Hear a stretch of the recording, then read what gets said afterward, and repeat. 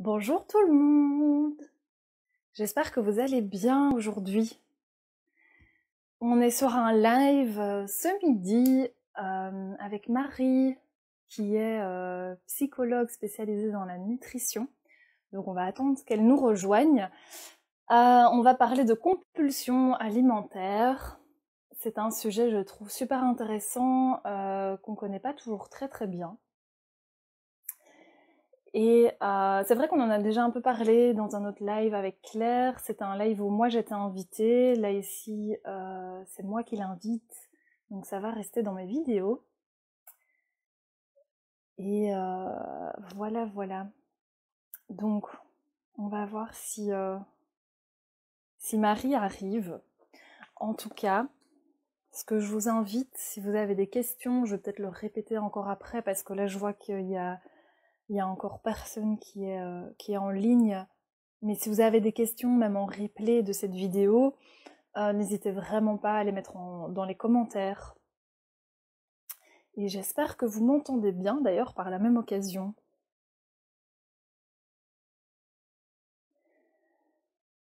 Alors... Mais j'ai l'impression que ça prend un peu de temps à se connecter.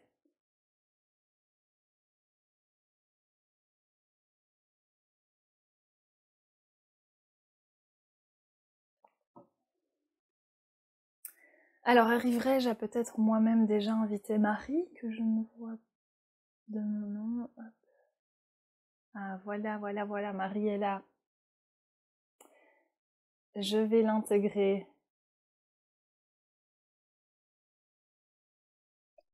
Le temps que ça se connecte, faut être patient.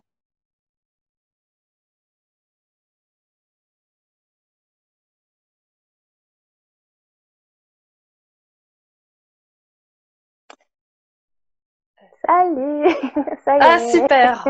Voilà, des fois c'est un petit peu lent, alors tu vois, Oui, on doit un oui, peu combler le vide en attendant. ça marche. Bonjour Marie, comment tu vas?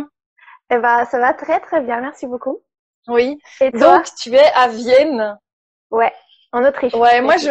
je vais super bien et du coup ce que je trouve génial, c'est que là maintenant on est dans deux endroits Mhm. vachement opposés, ouais, quand même, en Europe. Bah ouais, c'est clair. Et voilà, on peut échanger comme ça c'est quand même super cool. Toi, t'es où en Espagne, en fait? T'es dans Donc quelle moi ville? je suis près d'Alicante. Ah là, ok. Ouais, Ouais, à super. quelques minutes d'Alicante. Donc ouais, on est quand même vachement, enfin à quelques kilomètres l'une de l'autre, hein. Ouais. Et donc voilà, aujourd'hui on va parler de compulsion alimentaire. J'ai envie que tu te présentes. Mhm. Écoute, enfin voilà, on va y aller un peu au feeling comme ça pendant plus ou moins 45 minutes.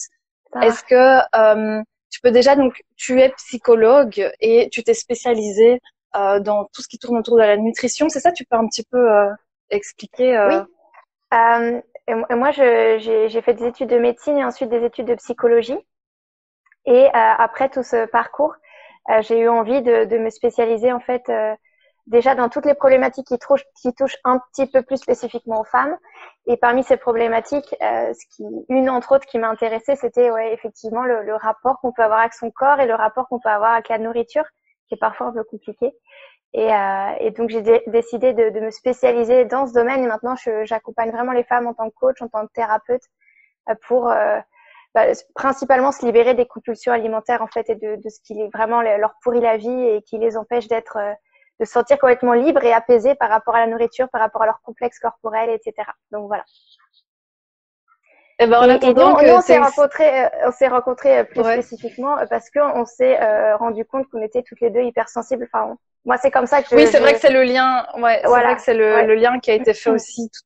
Ouais, tout à fait. Et du coup, il y a plusieurs personnes qui sont en train d'arriver pendant cette intro. Donc, il y a quelqu'un qui nous a dit coucou. Je regarde un petit peu dans le message. Ah, c'est fait briller tes étincelles. ah Coucou à Flore, tout le je la monde. connais Flore, salut. Voilà. Oui. Donc les amis, si vous avez des questions, n'hésitez vraiment pas à les mettre dans les commentaires, hein. On essaiera au fur et à mesure de la vidéo, d'y répondre. Ouais, donc effectivement, t'as remarqué que t'étais hypersensible et on peut faire un lien avec ça également dans l'explication des compulsions alimentaires. Donc ça, tu vas peut-être aussi un petit peu expliquer, je dirais, peut-être ton expérience, ou en tout cas ce que tu as remarqué par rapport à ça, quoi. Quel est le lien que tu fais, toi, directement entre l'hypersensibilité et les compulsions alimentaires? Bah, moi, en fait, ce qui s'est passé, c'est que quand j'ai commencé à m'intéresser au comportement alimentaire, c'était aussi au moment où moi, j'ai pris conscience, enfin, je me suis toujours sentie différente, mais j'ai commencé à prendre conscience que c'était parce que j'avais un fonctionnement différent, en fait, au niveau de mon cerveau, au niveau de ma perception du monde, etc. Et donc, j'ai commencé à étudier les deux choses, le comportement alimentaire et aussi l'hypersensibilité, les troubles de l'attention, le haut potentiel, tout ça un peu en parallèle. Et je me suis rendu compte que, en fait, je me suis dit, mais en fait, il y a plein de choses que je peux expliquer de mon comportement alimentaire qui sont explicables par le haut potentiel ou l'hypersensibilité, mais je trouve très très peu d'écrits sur le domaine et c'est vrai en fait très peu de spécialistes. Et donc ça, j'ai commencé à m'intéresser. Je me suis dit, je suis sûre que je suis pas la seule. Et en me présentant en tant qu'hypersensible sur mon compte Instagram, il y a plein de femmes qui viennent me voir en me disant, mais c'est dingue parce qu'elles se reconnaissent énormément là-dedans. Et finalement, en accompagnant les femmes pour les compulsions alimentaires et l'alimentation émotionnelle, il y en a énormément qui me disent qu'elles sont hypersensibles et que c'est une des raisons, leur manière à elles de gérer cette hypersensibilité, parfois ça passe par la nourriture en fait. Donc, et oui, parce que tu parles beaucoup des ouais. émotions. En fait, il y a quelque chose d'aller combler en nous un manque, si je définis bien ça. Et donc, chez les hypersensibles, c'est vrai qu'il y a un peu tout qui est intense. Là, on a posé des mots, on a parlé d'hypersensibilité, d'eau potentiel. Peut-être qu'il y a des personnes qui sont perdues un petit peu avec ça. Enfin, comment est-ce que toi tu définirais même en quelques mots, bien que c'est large, on est d'accord, mais. Oui. Moi, c'est pas forcément des mots que j'utilise parce que certaines personnes ont ce mode de fonctionnement sans poser ce mot en fait. Donc moi, ce que j'utilise, c'est que c'est vraiment quand on est très très sensible, quand c'est trop en fait, quand on est submergé par les émotions, mais aussi pas seulement au niveau émotionnel, aussi au niveau sensoriel. Quand le goût, les odeurs, les bruits, tout ça, c'est extrêmement fort. Et aussi au niveau mental, quand on pense trop, quand on pense dans tous les sens, quand ça s'arrête jamais, quand ça part dans tous les sens et quand on se sent submergé aussi, pas seulement au niveau émotionnel, mais au niveau de nos ruminations, on est tout le temps en train de se juger, il y a toujours une petite voix, il y a toujours un truc qui se passe et on se sent jamais un peu apaisé. Et ce qui se passe, tu as parlé tout à l'heure de combler quelque chose avec les émotions, mais ce qui se passe aussi, je remarque moi avec les personnes qui sont dans ce fonctionnement trop, c'est aussi pour apaiser en fait, juste pour que ça s'arrête, parce que nos émotions souvent on les ressent beaucoup au niveau du ventre. Le stress, les émotions, c'est des sensations qu'on ressent beaucoup au niveau du ventre. Et si je me remplis, je vais peut-être sentir mon estomac qui se distend, je vais peut-être sentir quelque chose au niveau de mon ventre, mais ça sera pas mes émotions, ça sera pas le truc que j'ai pas envie d'aller voir et qui me submerge. Ça sera, ça je le sais, j'ai l'explication. C'est la plaque de chocolat que je viens de manger qui me donne mal au ventre, c'est ça. Et ça permet d'anesthésier, de remplacer les sensations émotionnelles par une autre sensation, les sensations alimentaires. Et ça permet momentanément d'anesthésier un peu tout ça. Et en plus de ça, la nourriture en elle-même, le sucre, le gras, on le sait, ça déclenche plein de choses dans le cerveau et ça apporte aussi de l'apaisement en fait. Et on cherche aussi des fois cet apaisement parce que on veut que ça s'arrête, ce bouillonnement tout le temps, quoi. Voilà. Ouais, tout à fait, tout à fait. Je vais rebondir sur ce que tu as dit et en même temps, il y a quelqu'un qui est arrivé et qui a demandé, mais on parle de quoi sur ce sujet-ci et donc en fait, j'essaye de m'en sortir avec le défilé en dessous, c'est pas toujours facile. Donc en fait, on parle des compulsions alimentaires et c'est vrai qu'on fait un lien avec l'hypersensibilité.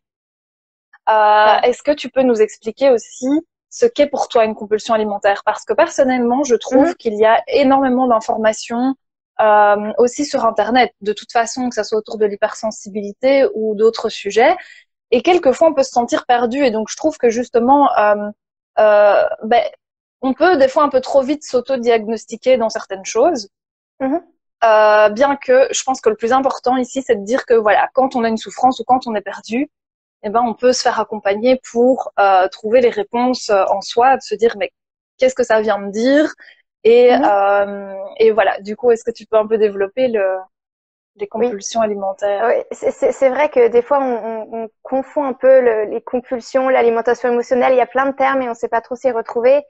Et au final, le terme est peut-être pas si important, l'étiquette est peut-être pas si importante. Et comme tu as dit, le plus important, c'est que chacun prenne conscience de ce qui lui arrive et trouve les solutions adaptées. Mais en fait, ce qu'on entend par compulsion, c'est que c'est un petit peu difficile à contrôler. Le terme de compulsion, ça renvoie à une envie très très forte qui est pas, c'est pas motivé par une faim physiologique, c'est une autre explication. Et donc, tu as une envie de manger qui est difficile à contrôler. Parfois, c'est que tu as tout le temps envie de grignoter ou que tu te rends compte quand tu es en train d'avoir la main dans le paquet de gâteaux, que tu es en train de le faire et tu t'en es même pas rendu compte, tu es un peu en mode automatique. Et ça peut aller à l'extrême vers des crises extrêmement fortes, des crises d'hyperphagie, des crises de boulimie où là, c'est vraiment très, très fort, très incontrôlable. Donc, c'est vraiment, tu vois, ça peut prendre des visages, enfin, ça peut aller d'un extrême à l'autre. Et en fait, dans ces compulsions alimentaires, il peut y avoir comme déclencheur les émotions, mais pas que, en fait. Donc, des fois, on a des envies de manger incontrôlables et on se dit, ah, c'est émotionnel. Pas toujours, en fait. Et donc, comme tu dis, moi, je dis toujours exactement ce que tu as dit, on s'auto-diagnostique des fois mangeuse émotionnelle, alors que ça peut être pour d'autres raisons, en fait. Et moi, je trouve justement que beaucoup de personnes qui sont dans cette hypersensibilité, elles ont aussi comme caractéristique d'avoir énormément de mal, d'avoir une espèce d'impulsivité, tu vois, d'avoir énormément de mal. On va pas dire résister à la tentation, c'est un peu moral comme expression, mais quand on a cette envie, on a plus de mal à y résister. Je pense que la majorité des gens, ça vient sûrement de notre fonctionnement cérébral. Et donc, je trouve qu'il y a parmi les personnes hypersensibles ou les personnes qui ont des troubles de l'attention, par exemple, plus souvent des troubles de ce genre compulsif. Alors là, moi, je parle de l'alimentation parce que c'est ma spécialité, mais ça peut être la cigarette, ça peut être le shopping, ça peut être autre chose en fait. Ouais, bien c'est sûr. quelque chose que j'ai retrouvé, ouais. Il y a cette notion d'urgence. Oui, c'est ça. En fait, c'est surtout ça qui fait la différence pour toi. Quand on parle de vraiment une compulsion alimentaire, c'est associé à cette urgence. Bah, c'est ça. C'est une sensation, une envie et tu dois y subvenir en fait un peu tout de suite en fait. C'est cette difficulté à se dire attends, je prends le temps de me poser, je prends le temps d'analyser et on voit ensuite comme une envie de fumer ou quelque chose comme ça. C'est quelque chose de très fort et quand on est avec ce fonctionnement et qu'on est un peu impulsif et qu'on a justement du mal, c'est difficile de résister parce qu'en fait la nourriture c'est facile. On l'a partout, on a toujours de la nourriture autour de nous, il y a toujours un magasin d'ouvert dans notre placard. Tu vois, c'est facile, c'est pas cher, ça va vite, ça demande pas de préparation et c'est légal. Donc c'est vraiment un truc. C'est pour ça qu'on est bon. Tu vois, c'est ça comme ça, ouais. Mais c'est le truc, tu vois. Et quand tu veux pas attendre, quand t'as besoin de tout de suite ta solution, bah c'est vrai que souvent on a tendance on peut souvent se réfugier dans la nourriture, effectivement. Ok. Et toi, tu proposes plutôt des accompagnements collectifs ou individuels ou les deux? Alors moi, ce que je propose, c'est plutôt des accompagnements collectifs d'une manière générale. Mais en fait, chaque personne peut me poser ses questions, sauf que c'est des séances de groupe. Mais chaque personne arrive avec ses questions. Donc j'y réponds quand même de manière individuelle, mais au sein d'un groupe. Voilà. D'accord. Donc ça veut dire qu'il y a vraiment un fil commun. On va pas vraiment chaque fois rechercher. Enfin, je sais pas. Hein, tu me diras. Hein, vu que je connais pas bien du tout, ou même la manière dont toi tu travailles. Ça veut dire qu'on va pas rechercher vraiment chez chaque personne ce que ça veut dire, ou ça se fait quand même, mais en collectif. Oui, parce qu'en fait, comme je t'ai dit, il y a les compulsions, mais il y a énormément de déclencheurs en fait. Ça peut être les émotions parce que c'est le sujet d'aujourd'hui, mais ça peut être plein d'autres choses. Et donc déjà au départ, on fait un peu table rase de un peu nos croyances qu'on peut avoir là-dessus, et on essaye vraiment d'analyser d'où ça peut venir. Et ensuite chacun, il y a des exercices, il y a un carnet d'exercices, etc. Énormément de vidéos. Et moi, je travaille aussi beaucoup avec l'hypnose, donc il y a aussi des séances d'hypnose pour travailler au niveau de l'inconscient. Et donc, chacun va un peu faire son état des lieux et essayer de voir dans sa vie, en analysant les situations dans lesquelles elle est amenée à trop manger, entre guillemets, qu'est-ce que ça pourrait être le déclencheur, tu vois. Et ensuite, on en discute ensemble. Et en fonction du déclencheur, il y a des solutions différentes. Parce que voilà, si c'est émotionnel, c'est pas la même solution que si c'est à cause des restrictions ou des croyances, enfin voilà, pour différentes raisons. Ok. Voilà. Bah écoute, je vais tourner mes questions aussi peut-être en mode personnel, comme ça va peut-être faire écho à certaines personnes qui regardent. Moi, je sais que j'ai toujours eu, enfin, je sais même pas si je peux dire un problème avec l'alimentation, mais c'est vrai que je suis de plus en plus à l'écoute de moi. Donc, j'ai déjà fait attention à un moment donné de me dire, tiens, est-ce que je me sens vraiment dans l'urgence ou pas dans ma manière d'aller acheter du chocolat ou etc. Comment est-ce que on pourrait savoir sans avoir jamais consulté à ce propos-là si c'est une situation qui devient vraiment là, je dirais une situation qui devient un peu grave que pour se Mhm, dire, ok, on consulte parce que ça va être important pour notre santé, tu vois, mhm. entre ce qui est passager, entre ce qui est Oui. la plus, Mhm, de manière plus fréquente, de manière plus intense ou moins intense, tu vois. mhm. Pour moi, ça va pas être forcément l'intensité de la crise en elle-même. Je vais pas te dire, bon, à partir de 3 carrés de chocolat, faut consulter, Mm. ou en dessous de 3, ça va. Enfin, pour moi, c'est pas vraiment ça. Pour moi, le baromètre le plus important, c'est la souffrance de la personne. Parce que quelqu'un peut tout simplement trop manger, mais absolument pas en souffrir. En plus, certaines personnes peuvent trop manger, mais ça va se compenser ensuite. Et tu vois, pour moi, le baromètre, c'est à partir du moment où tu sens de la honte et que tu sens le besoin de le faire en cachette, par exemple, que tu te caches et que tu ressens énormément de honte, énormément de culpabilité, que ensuite tu vas tellement culpabiliser, te sentir nul que tu vas te rabaisser, que tu vas te dire que tu es nul, que tu es une grosse vache, que tu mérites pas, etc., que personne t'aimera Mm. jamais tel que tu vois ce que je veux dire. Pour moi, ça, c'est la vraie souffrance. Et le vrai problème, il est plutôt à ce niveau-là. Et je pense qu'à partir du moment où tu ressens cette souffrance, que tu sois finalement, que ça ait des conséquences sur ta santé ou pas, que ça te fasse grossir ou pas, que tu aies d'autres problèmes, que, enfin voilà, euh, plus important, c'est peu importe si toi tu en souffres, que ça te bouffe la vie parce qu'en fait, tu y penses toute la journée, que tu repenses aux crises de la veille et que tu te sens nul, que du coup ça t'empêche de sortir parce que tu t'es obsédé par, t'as des pensées obsessionnelles à propos de la nourriture, à propos de ton corps, tes complexes, tu te sens pas digne d'être aimé tel que tu es. Pour moi, c'est le vrai critère où là il faut se faire aider parce que c'est ça, c'est véritablement en fait c'est ça qui te gâche vraiment la vie quoi. Et que en fait la nourriture c'est juste un symptôme, mais ça pourrait être moi je connais des gens qui sont addicts au Mm. sport, addicts au shopping, addicts à plein de choses. Euh, mais là où ça pose vraiment un problème, c'est quand ça t'handicape au point enfin de toucher l'estime de toi en fait. C'est pour moi le cœur du problème est vraiment là. Ouais, c'est cette souffrance-là, je pense Ouais, qu'il faut traiter. et dans ta réponse, moi j'entends que justement on sort de quelques croyances limitantes au lieu de se Mhm. dire parce que la culpabilité, elle vient beaucoup de l'histoire qu'on se raconte et du Ouais. regard et du donc enfin t'as un petit mot peut-être à dire sur la culpabilité justement, je sais pas. Oui, bah parce qu'en fait, c'est exactement ce que tu dis, que la culpabilité, c'est je me sens coupable. Et quand on a un coupable, ça veut dire qu'il a commis une faute. Et cette faute, il y a quelqu'un qui décide si ça c'est une faute, si ça c'est pas une faute, tu vois. Donc ça vient un peu de notre jugement moral, du jugement moral qu'on porte là-dessus, quoi. Parce qu'on pourrait tellement se dire, bah ok, aujourd'hui j'ai passé une journée de merde entre guillemets, j'en ai marre, j'ai envie de me faire du bien, je me fais un bon chocolat chaud, un bon goûter, j'en profite, je me fais du bien et qu'on se dise je me fais du bien et que ce soit un truc positif et qu'on se prenne pas la tête Ouais. avec, tu vois.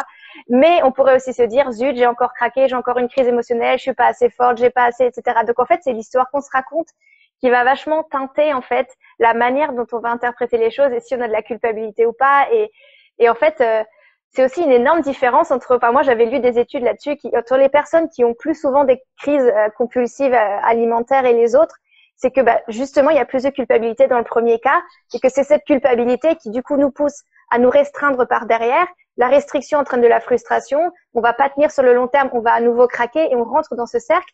Alors que quelqu'un qui, imaginons, ne culpabiliserait pas, se dirait tout simplement, bah tiens, vu que j'ai bien goûté, je vais moins manger ce soir parce que j'aurai naturellement moins faim, et puis la vie continue, et puis c'est pas grave.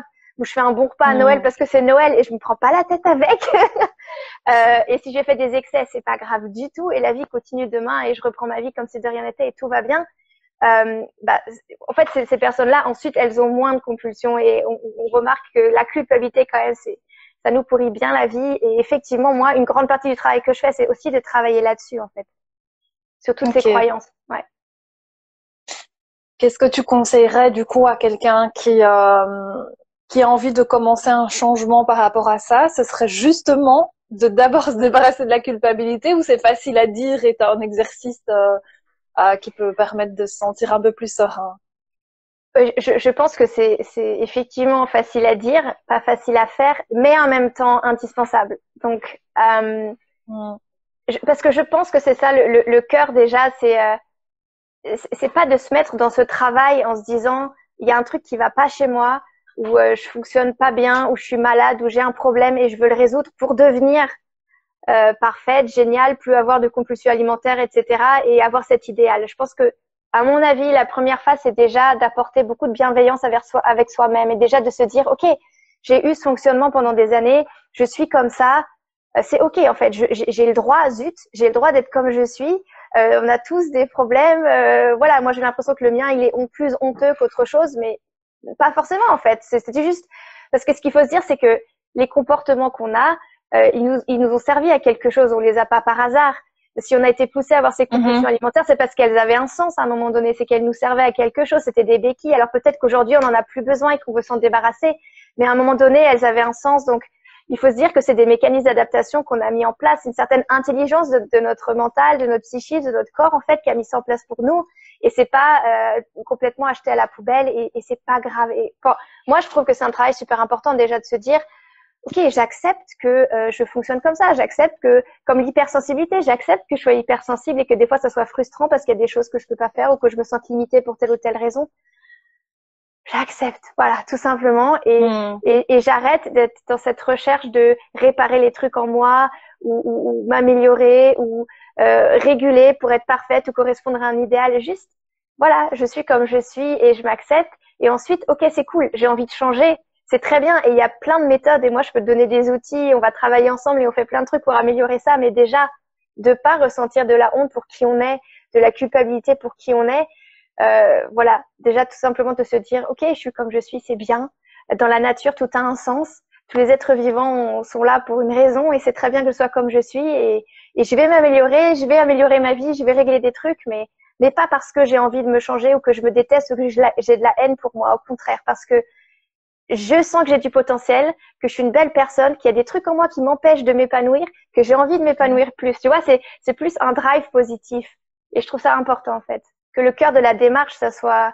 Enfin, pour moi, c'est ça le développement personnel. Si tu fais pas les choses pour te réparer par haine de toi ou par dégoût pour ce que tu es, mais parce que tu te dis, zut, à la fin, quoi. Il y a des trucs qui m'empêchent de rayonner de mon plein potentiel. Alors, voilà, on va exploser tout ça et on va grandir, quoi. Mais dans l'amour de soi, dans la joie, voilà. Ouais.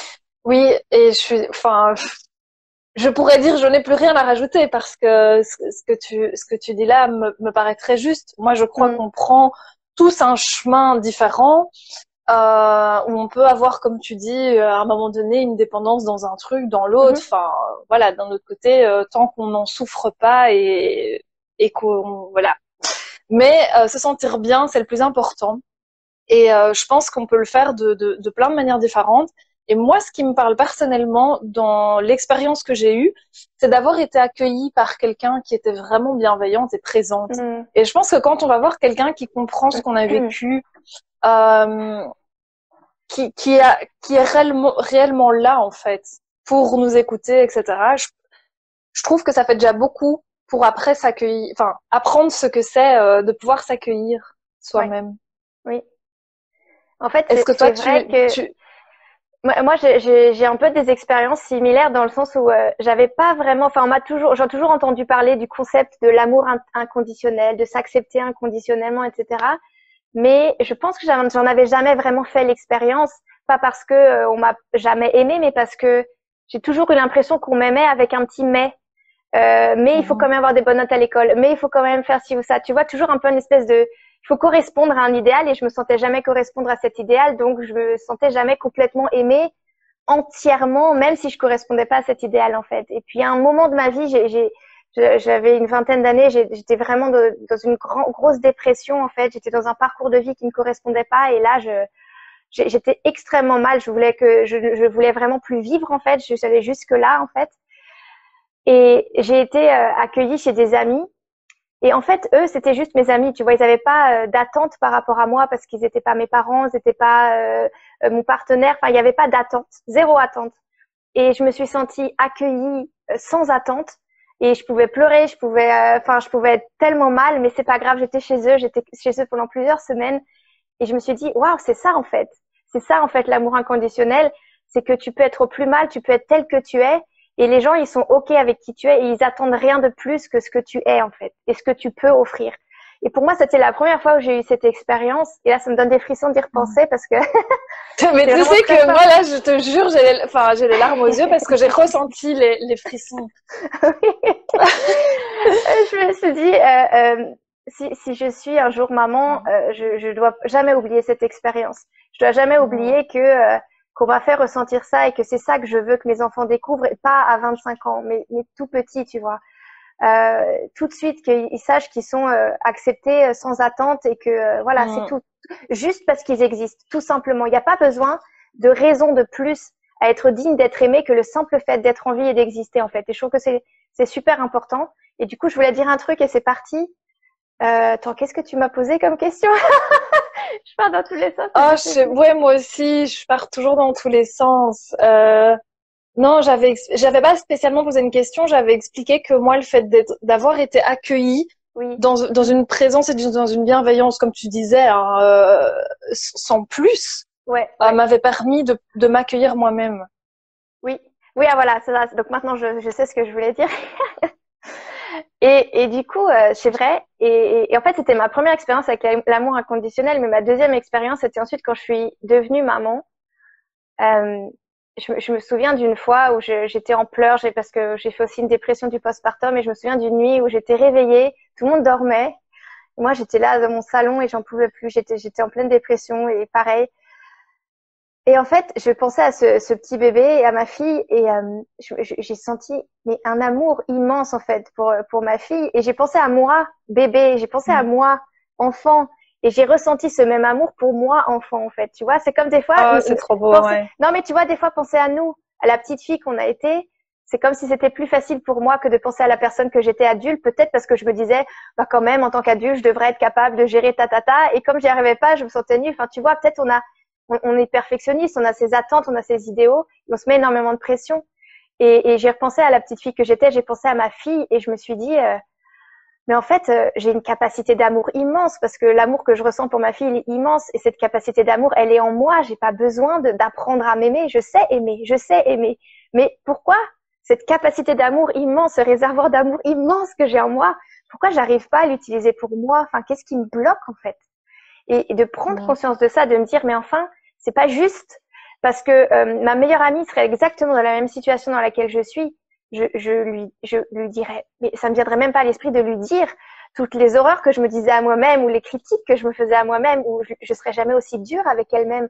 Je serais énormément pleine de bienveillance et je l'aiderais et je penserais pas du tout qu'elle est nulle ou faible ou ci ou ça. Enfin, je serais complètement capable d'être empathique et de la comprendre. Et ça a été une prise de conscience de me dire c'est pas juste, tu vois, c'était une petite colère et je me suis réveillée, je me suis dit mais c'est pas juste parce que j'ai de l'amour, j'ai de l'empathie en moi et je veux que ça soit aussi pour moi, tu vois. Je veux cet amour et cette empathie être capable de l'avoir pour moi-même et pas que pour les gens autour.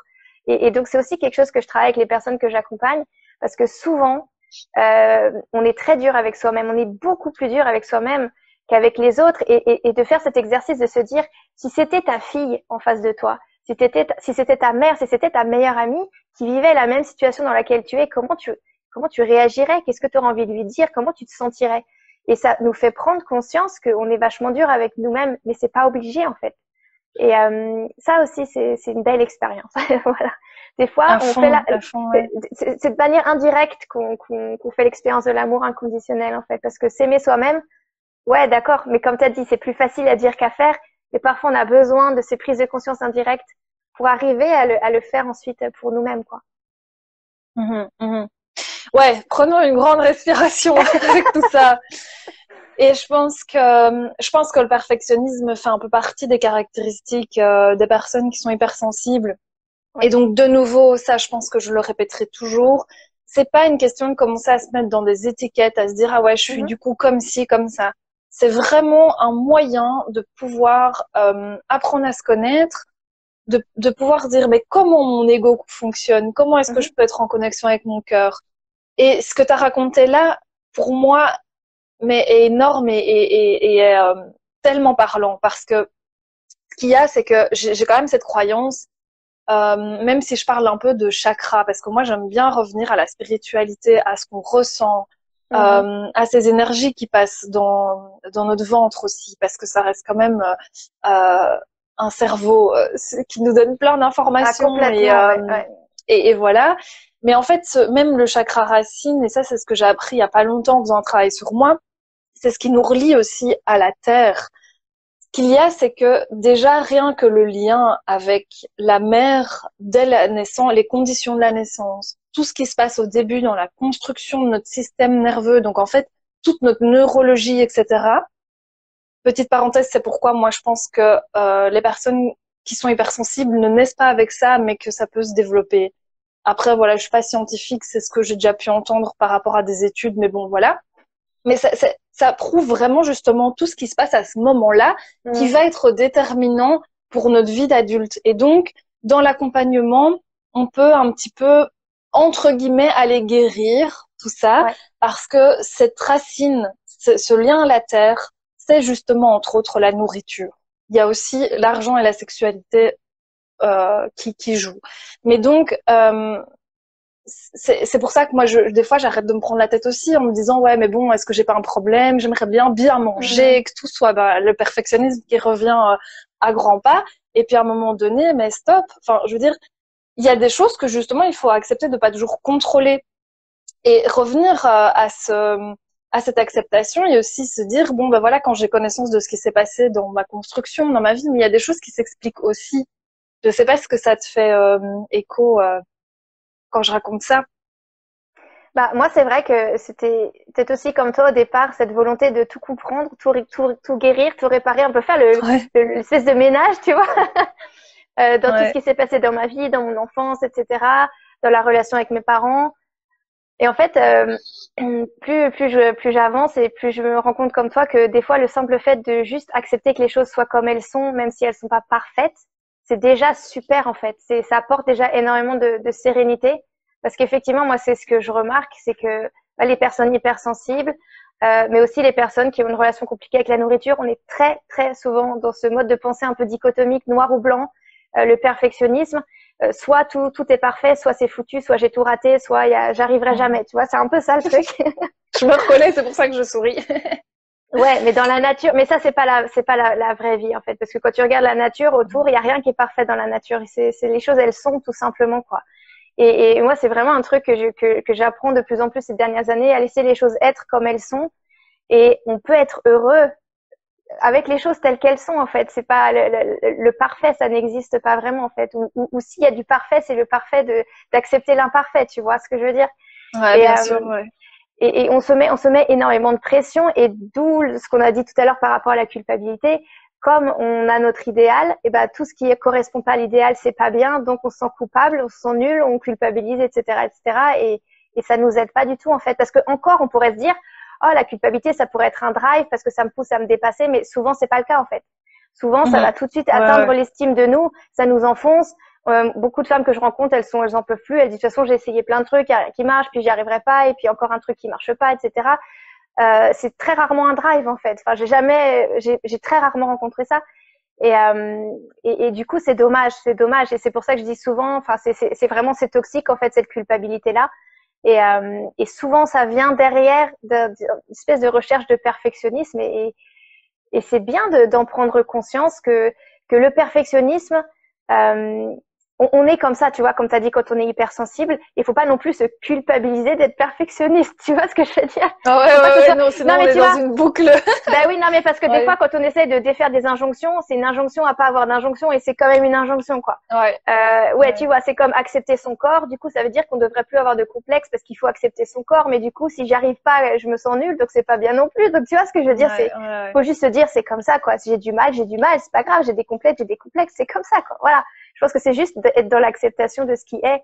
Et oui, voilà, et de se dire le perfectionnisme, parfois c'est super parce que moi je trouve aussi que quand on est perfectionniste, moi je vois, voilà, quand tu rends travail, c'est nickel, les gens peuvent compter sur toi, c'est pas que négatif, tu vois. Souvent c'est quand même aussi super, les gens perfectionnistes, moi j'aime bien travailler avec eux parce que j'ai confiance, je sais que voilà, ça va bien se passer.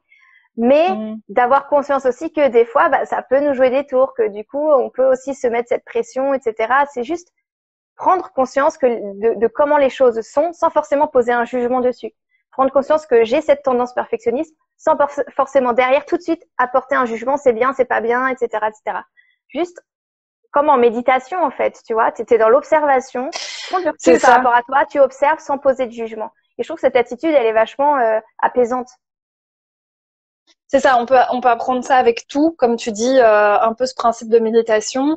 À partir du moment où on laisse la place à ce qui est, bon, c'est de nouveau facile à dire, mais oui. Mais je pense que le fait, en tout cas moi dans l'expérimentation que j'ai, c'est le fait d'intégrer un peu plus ce processus dans la manière de vivre permet quand même de libérer beaucoup de choses, et donc c'est tout à fait possible, et c'est juste une question à un moment donné de choix, de se dire ok, ben est-ce que je me forme un petit peu à ça, je prends des outils, des moyens, mais en fonction de chacun, parce que tout est très large, et il faut voir ce qui nous parle, mais totalement. Et du coup, très concrètement, la question qui me vient aussi, c'est dans tes accompagnements, ils se font tous en ligne alors? Eh ben, Vous avez oui, des parce rendez-vous que du en coup, visioconférence? oui, c'est ça. Ouais, c'est ça. Parce qu'en fait, du coup, moi, j'habite à l'étranger. Enfin, toi aussi. J'habite Ouais. en Autriche. Et pour moi, c'était super aussi de pouvoir avoir cet accompagnement en ligne et de pouvoir, malgré le fait d'être expatrié, pouvoir continuer à parler avec les francophones. Et du coup, Ouais, j'ai des Français, des Belges et un petit peu de Suisse, quelques Canadiens. ok. Et oui, du coup, on se voit en ligne. Et en fait, c'est pas du tout un problème. Moi, j'avais énormément de préjugés par rapport à ça, parce que quand j'ai fait mes études de psychologie, c'était un grand débat, parce que ça n'existait pas vraiment Mhm. encore, ce genre de choses en ligne. Et c'était le débat à l'école classique qui disait, de toute façon, les thérapies, ça se fait que dans le cadre du cabinet, ça peut pas marcher en ligne, Skype, etc. C'est n'importe quoi. Il y avait tout, c'était un peu le truc, tu vois. Ah ouais, Donc intéressant. j'étais influencée là, par ça. Et puis ensuite, j'avais un de mes collègues qui a fait justement son master sur le sujet, sur justement la thérapie par Skype, etc. Enfin, c'était vraiment le truc super à la mode à l'époque. Et puis Ouais. maintenant, je me dis c'est marrant parce que maintenant c'est devenu complètement normal. En plus, à cause du corona, bah, pour certaines personnes, c'était vital de continuer à avoir ces consultations en ligne parce que c'était plus possible Ouais. autrement. Et puis maintenant, on est complètement habitué. Là, j'ai l'impression d'être en face de toi alors que tu es en Espagne et moi en Autriche. Enfin, c'est devenu et c'est toutes ces préoccupations que j'avais maintenant je les ai plus du tout et je trouve ça vraiment super de pouvoir par Zoom voilà avoir le groupe répondre aux questions et même faire tu vois des séances d'hypnose collective ou des choses comme ça avec plusieurs personnes c'est assez Il y a génial plus de quoi. distance en fait. Ouais, il y a plus de Ouais, distance pour moi quand on est en tout cas quand on est ouvert avec son cœur, et on a vraiment confiance que sur la Terre, on peut tous être en connexion. Mais je pense qu'il y a pas cette distance, bien que je comprends qu'il y ait des personnes qui ont vraiment envie de ce contact humain et d'avoir quelqu'un en face. Et ça, c'est le choix de chacun qui peut aller choisir de voir quelqu'un proche de chez lui ou non, bien que maintenant il y a beaucoup de gens qui s'expatrient, donc je pense que ça sera toujours ouais. un bienfait aussi. Et ça Euh, c'était aussi ma préoccupation au début, pareil le côté perfectionniste. De me dire oui, ouais mais attends si je propose des trucs en ligne du coup les gens qui veulent du contact bah, ces gens-là je pourrais pas les aider donc c'est terrible enfin tu vois et maintenant je suis vraiment plutôt dans ce vraiment beaucoup dans cette perspective de dire bah je fais ce que je peux faire tu vois dans la mesure de ce que j'ai à proposer et ça correspond à certaines personnes et ça correspond pas à d'autres c'est pas grave du tout parce que voilà il y a d'autres personnes ouais, qui proposent d'autres choses qui leur correspondent plus et pas de chercher à aider tout le monde, à être aimé par tout le monde, à être parfait pour tout le monde. C'est pas grave, en fait, de juste être soi-même et de se dire, bah, ceux à qui ça plaît, c'est très bien, et les autres, c'est pas grave. Et en fait, mais oui, mais de toute façon, la notion de pouvoir ralentir, parce que pour moi c'est très important, mm, est facilitée par rapport à cette connexion en ligne, parce que on doit pas se déplacer, et des fois se déplacer veut dire aussi pour certaines personnes des embouteillages ou un stress de la route, etc. Donc, je veux dire, il y a énormément de bienfaits quand même derrière, bien que c'est sûr qu'on peut choisir aussi d'aller voir quelqu'un en présentiel. oui. Bah, enfin, le mode de vie, moi, je trouve, est très confortable quand on a une famille. On peut organiser Ouais, ses horaires plus facilement. Si un jour il y a un enfant qui est malade, c'est beaucoup moins stressant parce que je peux travailler depuis chez moi, il n'y a pas de c'est problème. ça. J'ai beaucoup moins de stress maintenant. Avant, je travaillais dans un cabinet en banlieue de Vienne et je devais prendre 3 quarts d'heure de train pour aller là-bas, plus Mm. marcher 10 minutes, etc. Si le bus est pas là, c'est compliqué. Quand il pleut, j'ai la flemme de sortir. C'était un truc. Et maintenant, c'est beaucoup plus simple en fait. C'est beaucoup plus simple. Ouais. C'est plus À flexible. fond, à fond. Et pour les personnes comme nous, très sensibles au stress, moi, je trouve que ce mode de travail, moi, ça me convient super bien. Mm. Alors ouais, Merci clairement, j'en Internet. parle pas encore beaucoup. Non, mais franchement, ça, c'est vrai que c'est quelque chose que je voulais développer. En tout cas, soit un post, un article, je sais pas, ou une vidéo, j'en sais rien. Si ça vous intéresse, pour ceux qui ne me connaissaient pas encore, vous pouvez me suivre, parce que ça, je voudrais vraiment parler. C'est le côté un peu plus solitaire de l'hypersensible. Tous les Mhm. hypersensibles ne sont pas d'office solitaires. Je pense que je suis quelqu'un qui adore le contact, etc.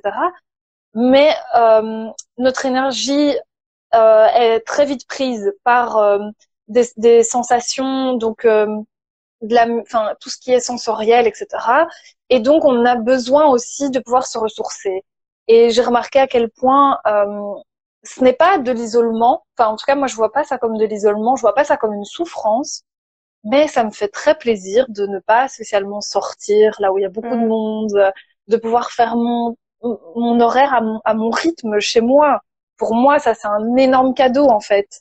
Ce qui était critiqué pour certains ou d'autres ont envie de bouger, c'est OK. Et à la fois, il y a tellement de gens à qui ça comblait vraiment un apaisement de pouvoir vivre comme ça.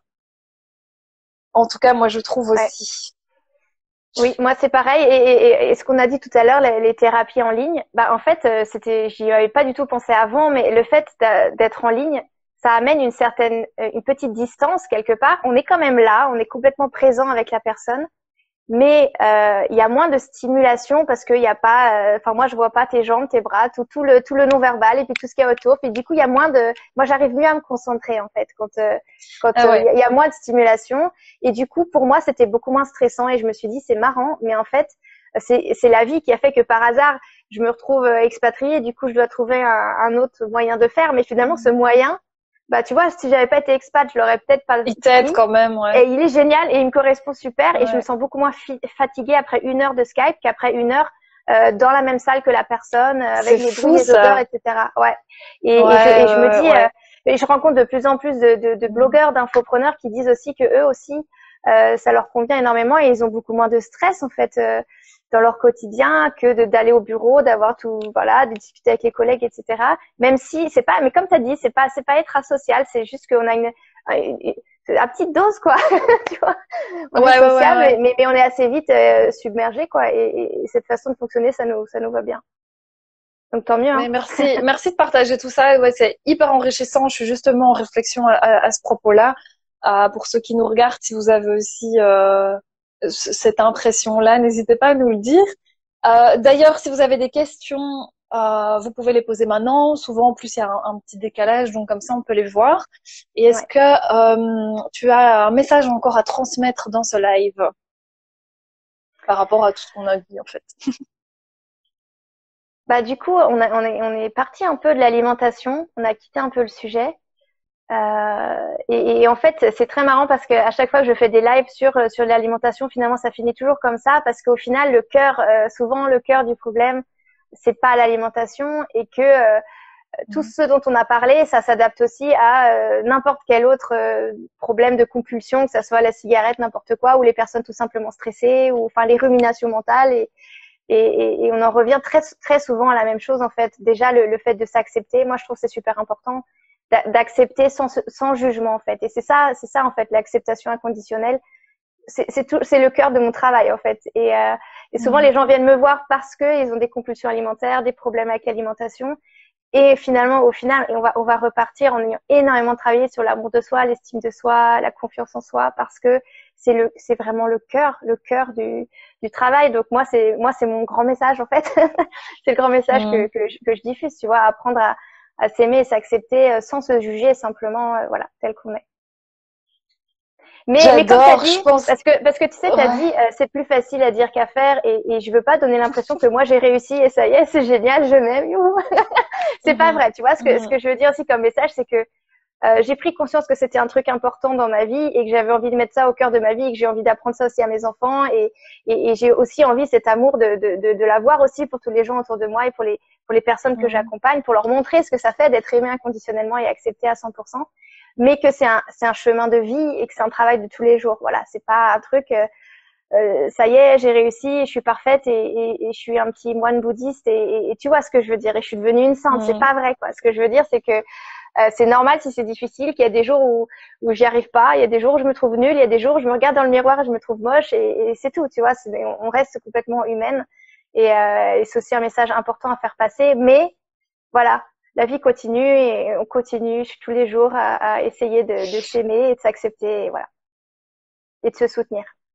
Mais c'est comique parce que tu vois, tu peux expliquer toute ta manière de faire. Bon, on est quand même sur le thème du bien-être et du développement personnel, mais je pense que même quelqu'un qui est, que j'invente, hein, qui est Mm. cuisinier, ben derrière ça, il aura quand même la mission de pouvoir apporter aussi du bien-être aux personnes en leur faisant manger. Donc je pense que quoi qu'on fasse, c'est ce qui nous anime, c'est ce qui nous fait vibrer. Et je répète toujours aussi, c'est vraiment bien que tu le dises, c'est que il y a rien qui s'acquiert. Mm. Ça veut dire qu'on a tous des besoins, dont l'estime, la confiance, etc. Et quand on accompagne, pour moi aussi, ce que tu dis me fait totalement écho, parce que c'est vrai que je pense que c'est pas toujours le discours de tous les psychologues, thérapeutes, coachs, etc. Le plus important, c'est la présence. Je veux dire, on pourrait ne rien d'autre, on pourrait ne faire rien d'autre même que d'être présent dans la Mhm. bienveillance, en fait. Pour moi, c'est ce pilier-là, enfin, ce que je disais tantôt, c'est la racine, c'est le pilier. Et, euh, et donc, n'oubliez pas, les amis, que nous sommes tous humains et que nous sommes tous là pour vivre ensemble et pouvoir s'apporter tous des choses sans qu'il y ait personne qui soit supérieur à Mm. l'un ou à l'autre. Ouais, on est tous en chemin, Ouais. c'est vrai. Voilà, voilà. Mais on Super. arrive tout doucement à la fin de ce live. J'espère que ça a plu à tout le monde. Je n'ai pas vu d'autres questions passer. En tout cas, si vous regardez en replay, n'hésitez pas, même s'il y a une question qui arrive pas après, on y répondra avec Oui, voilà. plaisir. Vous répondez aux questions après, il n'y a pas de problème. Vous pouvez envoyer des DM, tout ce que vous voulez. On est Ouais, là. voilà, voilà. Yes. Eh ben voilà, je vous souhaite à tous une bonne journée, à tout bientôt. Ça marche. Toi aussi, Et Valériane, belle Marie, journée à à très toi. vite. Ça marche. Ciao. Salut, Belle journée à salut, tous. bye bye. Ciao. Merci, salut.